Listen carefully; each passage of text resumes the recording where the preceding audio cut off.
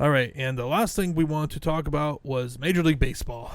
Oh God, this thing has been, needless to say, a pain to be following. One second you're hearing from the commissioner that there is no hope, then at the next second you hear, oh, we came to a preliminary agreement, and then you hear, actually, not really. They're still pretty far apart as far as the games are concerned, and that's the big hold up right now. And there's another thing that stuff's coming out today of people, not just baseball, but getting players getting tested positive for COVID. Which that to me is getting me more concerned about sports in general and coming back. Just because I think I even saw with the Clemson Tigers on football team, I think like 23 of the 28 people who they tested were from the university or whatever. 23 players tested positive on there, and I think with the Tampa Bay Lightning, they had to shut down with their team facilities because of a few people testing positive. It's getting really, I think, harder and harder for people to, I think, for us to realistically get back to things going to normal. It's also getting me really concerned about football as well when that comes up. And then another story I'm just seeing trending on Twitter that this is from the LA Times that UCLA football players are demanding that a third-party health official be on hand for all football activities to see that protocols for COVID-19 are followed, saying they don't trust Coach Chip Kelly's program to act in their best interest. So who knows, brother? But and was getting back onto baseball. I don't know if these guys are going to come to a contract agreement. It's just like I thought when was it, on Tuesday or Wednesday, that they had come to some sort of an agreement, but turned out that's not exactly what happened. And bouncing back and forth here, just seeing on Twitter again, Conkey, apparently Austin Matthews plays for Toronto, has tested positive for COVID. So you guys, you have that stuff with players getting tested positive. That's the big thing. Now, if you still go through with it, and if somebody's tested positive, you just pull them out, but then you have everybody else around them, you have to test them, and that might not be, symptoms might not show up for 10 to 14 days. I think that's still a thing. It just seems like every day it's wear a mask, don't wear a mask, please wear a mask, don't wear a mask.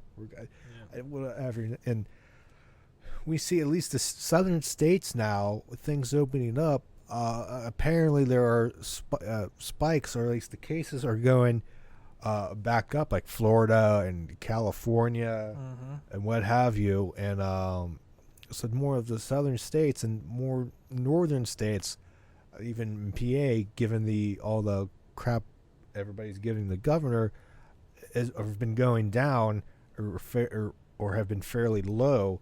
And I obviously can contribute that to people wanting to travel and take a vacation. It's in the summer.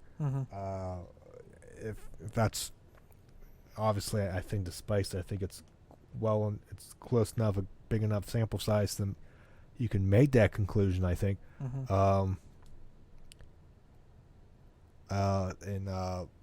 So yeah, it's interesting to see what happens in the next several weeks and months. If there are more spikes in these southern locations in southern states, especially Florida, yeah. And you're seeing places really mandate face masks now, or re-mandate them.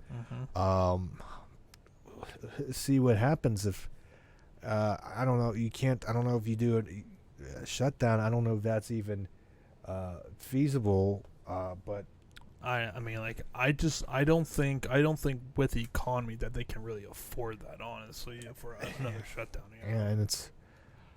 You know? And we're going to Vegas in August for a bachelor party, and who knows, by the time August rolls around, how that's going to be affected.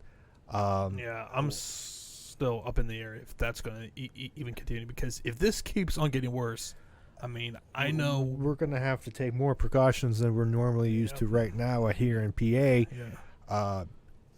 I mean, masks are going to pretty much be mandatory anywhere we go there. Yeah. Or pretty much any business right now in general. Yeah. But it might be a different animal. I don't know. So it's in getting back to the sports, like I'm saying, not to repeat myself, but like I don't know what you do if all these players are getting tested positive, or enough players are testing positive. Like I said, if you pull them out, right? Mm-hmm. You keep going. What's stopping other people from possibly having it and having the delay in symptoms? I mean, like the NHL agreed on the playoff format, they just need to agree on other stuff, and get stuff worked out. In baseball, it was about the money, and the union counterproposed 70 games when the owners in the Major League Baseball said 60. I don't know why you can just say 65. And they getting their money.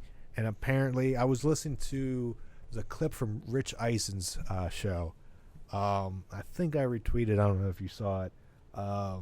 About he was talking to somebody saying that MLB didn't even have health and like safety, whatever you want to call it, procedures finalized in place, or even before talking about negotiations start the season, or what have you.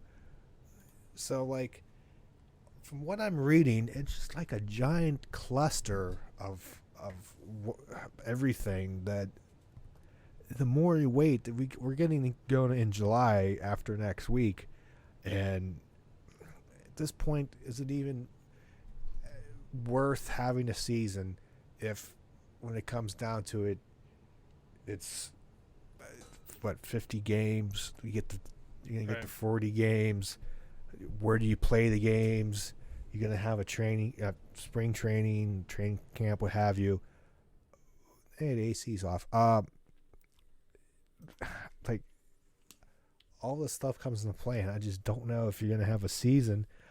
And quite frankly, what a NBA and NHL, there's nothing guaranteed for that either. No. Right now, we basically have UFC, PG golf, and NASCAR are a big three right now in America. And the difference is with the like UFC is just they have like obviously a set protocol in place where it's clearly working. Yeah, they are still getting some positive tests, but they're testing people pretty much every day. So it's just like there's so much more people when it comes to football, basketball, hockey, and whatnot.